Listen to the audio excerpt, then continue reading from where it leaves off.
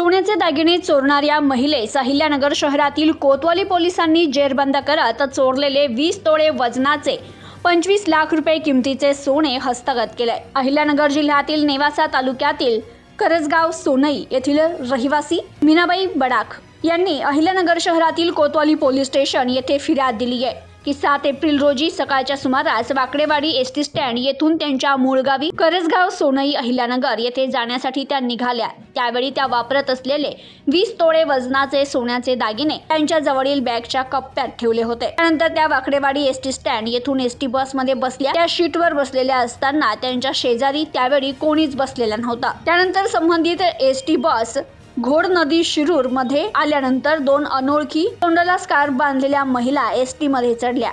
त्यापैकी एक महिला ही फिर्यादी यांच्या शेजारी बसली। त्यानंतर संबंधित महिला या सुपा परिसर येथे एसटी बस मधून खाली उतरल्या। त्यानंतर एसटी बस केडगाव येथे आली असता त्यांनी त्यांच्या बॅगची पाहणी केली असता त्यांना बॅगेत ठेवलेले सोन्याचे दागिने आढळून आले नाही। त्यानंतर त्यांनी कोतवाली पोलीस ठाणे गाठत कोतवाली पोलीस ठाण्यात फिर्याद दाखल केली। गुन्ह्याचं गांभीर्य ओळखून कमी काळात गुन्ह्याचा सखोल बारकाईने आणि तांत्रिक विश्लेषणाआधारे तपास सुरू करून माया भोसले या महिलेला ताब्यात घेत तिला विश्वासात घेऊन चौकशी केली असता त्या महिलेनं संबंधित गुन्हा केल्याचं कबूल केलं।